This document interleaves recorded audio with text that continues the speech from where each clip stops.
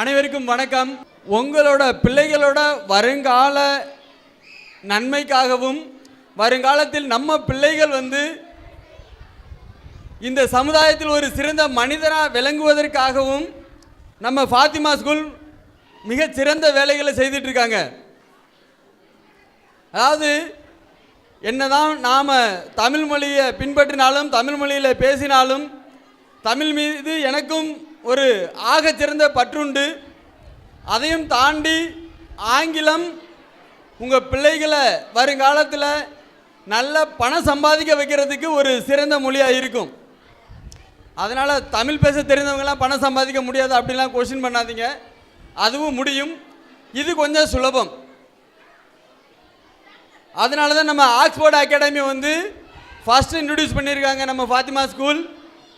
Second thing, நம்ம academy பார்த்திங்கன்னா இது வரைக்கும் 6 பேட்ச் தான் போலீஸ் ட்ரைனிங் கொடுத்துருக்கோம். 6 பேட்சில் 362 பேர் இன்றைக்கி காவல்துறையில் பணியாற்றிட்டு இருக்காங்க. ஸோ இதையெல்லாம் அறிந்த நம்ம ஃபாத்திமா ஸ்கூல் இன்றைக்கி நம்ம Das physical training and sports அகாடமியை உங்களுக்காக அவங்க இன்ட்ரடியூஸ் பண்ணியிருக்காங்க. இப்போ ஸோ இந்த மந்த் எண்டில் கடலூரின் நம்ம இந்த வடலூர் ஃபாத்திமா ஸ்கூலில் கடலூர் மாவட்ட அளவிலான ஒரு தடகள போட்டி இங்கே நடக்க இருக்குது.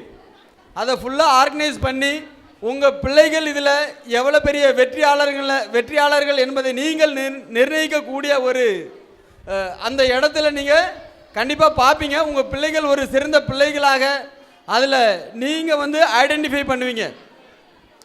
அதையும் தாண்டி நானும் ஒரு சாதாரண ஒரு கிராமத்தில் இன்று கூட ஒரு ரோடு வசதி கூட கிடையாது, ஒரு பஸ் வசதி கூட கிடையாது. நான் வசிக்கக்கூடிய அந்த கிராமத்தில்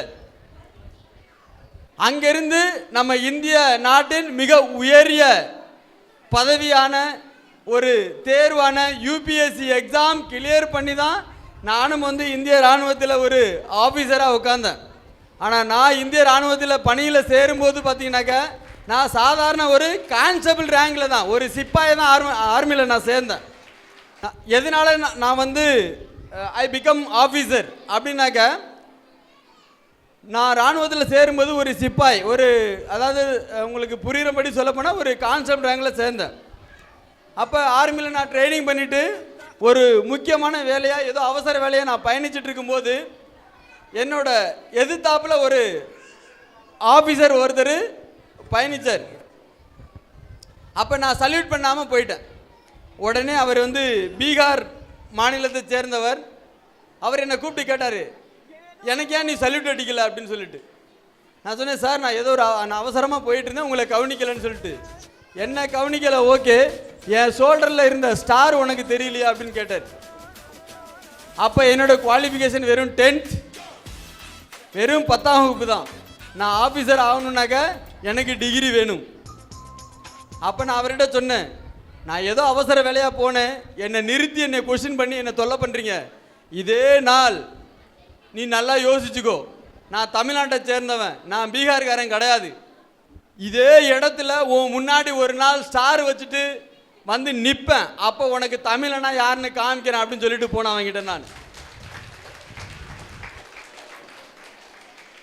அப்போ அவர் சொன்ன வார்த்தை என்னன்னாக்கா, நீ யாராக வேணாலும் இரு, ஃபஸ்ட்டு எனக்கு சல்யூட் அடி அப்படின்னு. நான் சல்யூட் அடித்தேன். ஏன்னா என்னோட சுச்சுவேஷன் அது. நான் சல்யூட் அடிச்சுட்டு போயிட்டேன். அப்போ என்னோடய குவாலிஃபிகேஷன் வெறும் 10th. அதுக்கப்புறம் ப்ரைவேட்டாக நான் 12th எக்ஸாம் எழுதினேன். ஃபஸ்ட் அட்டம்ப்டே கிளியர் பண்ணிட்டேன், 12th பாஸ் பண்ணிட்டேன். திரும்ப டிகிரி படித்தேன், டிகிரி கிளியர் பண்ணிட்டேன், ஃபஸ்ட் அட்டம்ப்ட்லேயே கிளியர் பண்ணிட்டேன். 3 வருஷம் ஆச்சு எனக்கு, அதாவது 12th சேர்த்து 4 years. அதுக்கப்புறம் யூபிஎஸ்சி 2 டைப் இருக்குது. ஒன்று சிவில், யூபிஎஸ்சி சிவில், அதுதான் நம்ம ஐஏஎஸ், ஐபிஎஸ், ஐஆர்எஸ், ஐஎஃப்எஸ், அது மாதிரி ஒரு 23 கேடர்ஸ் இருக்குது. இன்னொன்று பார்த்தீங்கன்னாக்கா சிடிஎஸ், கம்பைன்ட் டிஃபென்ஸ் சர்வீஸ்ன்னு சொல்லுவாங்க, அது ஆர்மி, ஏர்ஃபோர்ஸ், நேவி. அப்போ நான் ஃபஸ்ட் அட்டம்ப்டில் எக்ஸாமில் ஃபெயில், செகண்ட் அட்டம்ப்டில் எக்ஸாம் கிளியர் பண்ணிட்டேன், இன்டர்வியூவில் 4th அட்டம்ப்டில் போயிடுச்சு, 3rd attempt last round 5th அட்டம்ப்டில் போயிடுச்சு, 4th அட்டம்ப்டில் நான் முடிச்சுட்டு வந்துட்டேன். கிளியர் ஆணுச்சு ஆகலை எனக்கு தெரியாது. 3 month கழிச்சு ரிசல்ட் வருது. ஐஎம்ஏ இந்தியன் மிலிட்ரி அகாடமி டேராடூனில் உனக்கு ட்ரைனிங் நீ ஆஃபீஸர் எக்ஸாமை கிளியர் பண்ணிட்ட அப்படின்னு சொல்லிட்டு.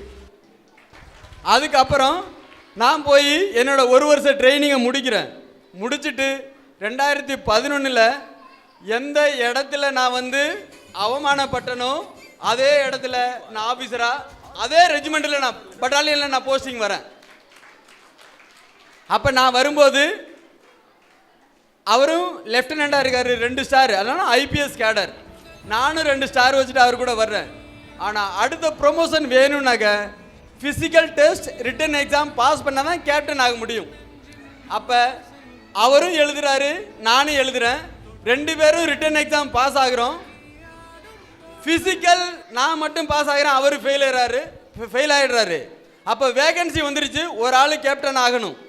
அப்போ யார் குவாலிஃபிகேஷன் முடிச்சிருக்கா, யார் எல்லா டெஸ்ட்டையும் பாஸ் பண்ணியிருக்கா அப்படின்னா நான் அவருக்கு முன்னாடி நான் கேப்டன் ஆகிட்டேன். ஸோ அப்போ அவர் என்ன ஆகுறாரு, என் ஷோல்டரில் 3 ஸ்டாரு, அவர் ஷோல்டரில் 2 ஸ்டார். அவரோட தலை எழுத்து எனக்கு சல்யூட் அடிச்சு ஆகணும். அப்போ அவர் முன்னாடி நான் போய் நின்று அவர் எழுந்து எனக்கு சல்யூட் அடிக்கக்கூடிய ஒரு சுச்சுவேஷன் வந்துச்சு. அப்போ ஒரு தமிழன் நினச்சா எதையும் சாதிக்கலாம். நீ நார்த் சைடு போயிட்டு பாருங்க, தமிழனாவே ஒரு பயம் இருக்கும். நம்மளை வந்து அந்த நார்த் சைடு மதராசினுவாங்க. மதராசி எதை வேணாலும் செய்வான், தமிழன் எதை வேணாலும் செய்வான், அவன் சாதிச்சிருவான், அவங்ககிட்ட எதுக்கு 2 அடி தூரமாகவே நில்லு அப்படின்வாங்க. அந்த அளவுக்கு நார்த் இந்தியாவில் தமிழியன்ஸுக்கு அவ்வளோ மதிப்பு மரியாதையும் உண்டு. நான் அதுக்கு இடையில ஸோ நிறையா பிரச்சனைகள்லாம் நம்மளுக்கும் வடநாட்டுக்கும் போயிட்டுருக்கு. அதை நான் மேடையில் பேச விரும்பலை. ஆனால் தமிழில் நினச்சா எதையும் சாதிக்கலாம். ஸோ இந்த வள்ளலால் பிறந்த இந்த மண்ணில் வசிக்கக்கூடிய இந்த பிள்ளைகள் நீங்களும் எதையும் சாதிக்கலாம். அதுக்கு பயிற்சியும் முயற்சியும் தேவை. அதாவது சொல்லுவாங்க, முயற்சிகள் தவறினாலும் முயற்சிக்க தவறாதேன்னு சொல்லிட்டு உங்களோட எஃபோர்ட்டை போட்டுட்டு இருங்க, கண்டிப்பாக முடியும்.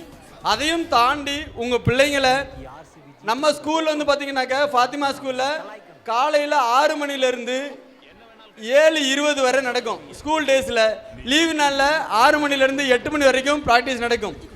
அந்த ப்ராக்டிஸில் இதுதான் நீங்கள் முக்கியமாக கேட்கணும்.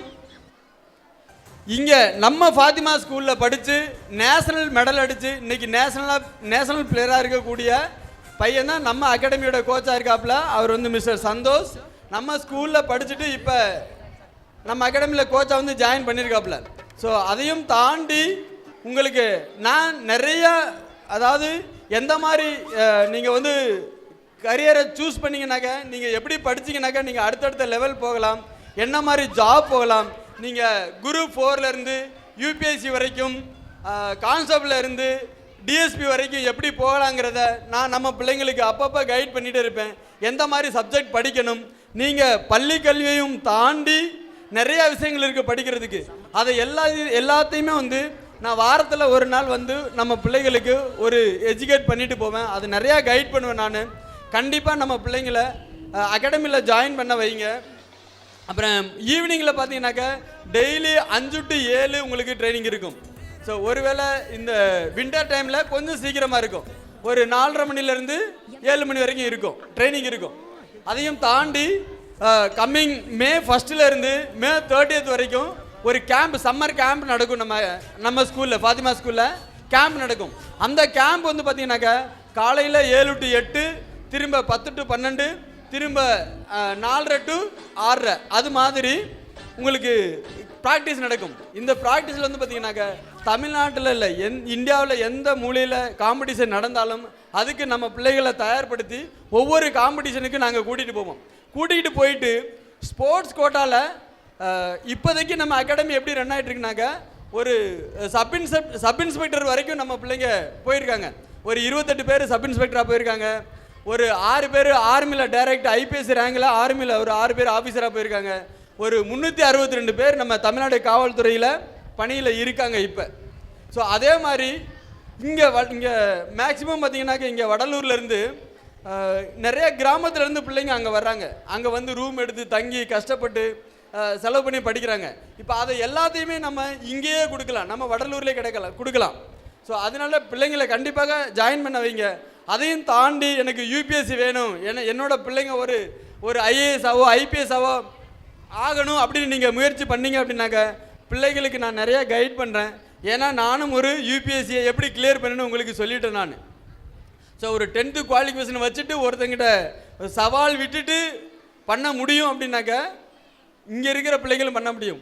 நீங்களாவது மெட்ரிகுலேஷன் ஸ்கூலில் படிக்கிறாங்க நம்ம பிள்ளைங்க. நான் படித்தது எல்லாமே ஒரு கார்ப்பரேஷன் ஸ்கூலில் படிச்சுட்டு தமிழ் மீடியத்தில் படிச்சுட்டு அதுக்கப்புறம் நான் வந்து என்னோட சில அவமானங்கள் நம்மளை வந்து உருவாக்கும். எல்லாருமே அடிக்கடி நான் சொல்லக்கூடிய ஒரு விஷயந்தான், அவமானங்களை உரமாக்கி நமது லட்சியத்தை மரமாக்கணும் அப்படின்னு சொல்லுவாங்க. அதை நம்ம பிள்ளைகளுக்கு நம்ம கற்றுக் கொடுக்கணும். பிள்ளைகள் விளையாட்டுத்தனமாக இருப்பாங்க, அவங்க ஓடி ஆடி விளையாடிட்டு இருப்பாங்க, அவங்களுக்கு என்ன செய்யறதுன்னு தெரியாது, அவங்களுக்கு எந்த விதமான கரியரை சூஸ் பண்ணுறதுன்னு தெரியாது. அதாவது ஒரு குழந்தைகளுக்கு முதல் ஆசான்னு பார்த்தீங்கன்னாக்கா தன்னோட அப்பா அம்மா மட்டும்தான். அப்போ அப்பா அம்மாவை நாம் என்ன பண்ணிக்கணும், நிறையா விஷயங்களை தெரிஞ்சுக்கணும். தெரிஞ்ச பிறகு பிள்ளைகளுக்கு ஏதாவது ஒரு வழியை மட்டும் சொல்லாமல் என்ன படித்தா என்ன கிடைக்குங்கிறத எல்லா விஷயத்தையும் சொல்லணும். இது படித்தா இது கிடைக்கும், இதை செஞ்சால் இதை நீ இந்த பலன் அடையலாம், அது எல்லாம் சொன்னீங்க அப்படின்னா கண்டிப்பாக நம்ம பிள்ளைங்க நல்ல வழியில் போவாங்க. அதையும் தாண்டி நம்ம பிள்ளைகளுக்கு வாரத்தில் ஒரு நாளாவது தோல் மேலே தோல் போட்டு நான் இருக்கேன் பார்த்துக்கங்கிற ஒரு நம்பிக்கையை கொடுங்க. எப்போ பிள்ளைகள் தவறான வழியில் போவாங்க அப்படின்னாக்க அப்பா அம்மாவோட அரவணைப்பு இல்லாத போது தவறான நண்பர்கள் என்ன பண்ணுவாங்க, அவங்கள கைட் பண்ணுவாங்க. நான் இருக்கேன்டா வாடா பார்த்துக்கலாம் அப்படின்னு சொல்லிட்டு. ஆனால் அவன் தவறான இருப்பான். ஆனால் அவங்ககிட்ட அன்பு கிடைக்குது. அது தவறான அன்பாக இருந்தாலும் அன்பு கிடைக்கும் போது அதை நோக்கி நம்ம பிள்ளைகள் பயணிச்சிடுவாங்க. அதனால அவங்க தோல் மேலே தோல் போட்டு, அது ஆண் பிள்ளையாக இருந்தாலும் சரி பெண் பிள்ளையாக இருந்தாலும் சரி, அந்த பிள்ளைங்க கிட்ட நான் இருக்கேங்கிற ஒரு நம்பிக்கையை கொடுங்க. அப்பா அம்மா நாங்கள் இருக்கோம், நான் பார்த்துக்கிறோம், நீ படிக்கிற வேலையை மட்டும் செய், நீ போய் நல்லா விளையாடு, உன்னோட உடல் ஆரோக்கியத்தை பார்த்துக்கோங்கிற ஒரு நம்பிக்கையை கொடுங்க. கண்டிப்பாக அந்த பிள்ளைங்க நல்ல வழியில் பயணிப்பாங்க. ஸோ அதையும் தாண்டி அவர்கள் எந்த ஒரு தவறான வழியில் போகாமல் இருக்கணுன்னாக்க அவர்களுக்கான நேரத்தை அவங்க வந்து இந்த நேரத்தை நம்ம என்ன செய்கிறது அப்படிங்கிற ஒரு நேரம் இருக்கக்கூடாது. எனி டைம் அவங்க வந்து பிஸியாகவே இருக்கணும். இப்போ நீங்கள் ஸ்போர்ட்ஸ்க்கு அனுப்புனீங்கன்னாக்க அவன் 6 to 7:30 அவன் ப்ராக்டிஸ் பண்ணுவான். அதுக்கப்புறம் வீட்டுக்கு வந்து குளிச்சுட்டு சாப்பிட்டுட்டு பேக் எடுத்துகிட்டு ஸ்கூலுக்கு போயிடுவான். ஸ்கூலுக்கு போயிட்டு 4 o'clock வரைக்கும் அங்கே டீச்சர்ஸ் அவங்கள ஆக்குபை பண்ணி வச்சுருப்பாங்க, பிஸியாக வச்சுருப்பாங்க. 4 o'clock அங்கேருந்து கிளம்புனா வீட்டுக்கு வந்துட்டு ஏதாவது ஒரு ரெஃப்ரெஷ்மெண்ட் எடுத்துகிட்டு திரும்ப ட்ரெஸ் சேஞ்ச் பண்ணிவிட்டு திரும்ப ஸ்போர்ட்ஸுக்கு வந்துடுவாங்க, அகாடமிக்கு வந்துடுவாங்க. வந்த பிறகு என்ன பண்ணுவாங்க, இங்கே 7 o'clock தான் இங்கே கோச்சஸ் விடுவாங்க.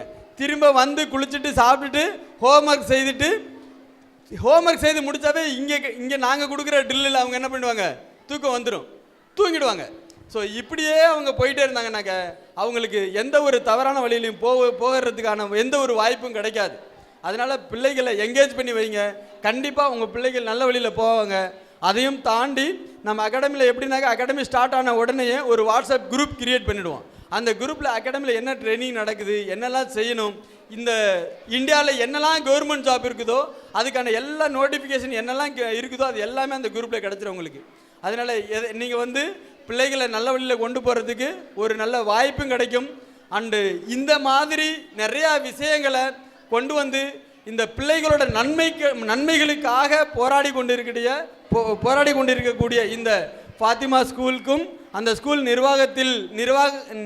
நிர்வாகத்தில் பங்கெடுத்து நிர்வகித்து கொண்டிருக்கும் அனைத்து சிஸ்டர் மற்றும் ஆசிரியர்களுக்கும் எனது மனமார்ந்த நன்றியை தெரிவித்துக் கொள்கிறேன். நன்றி.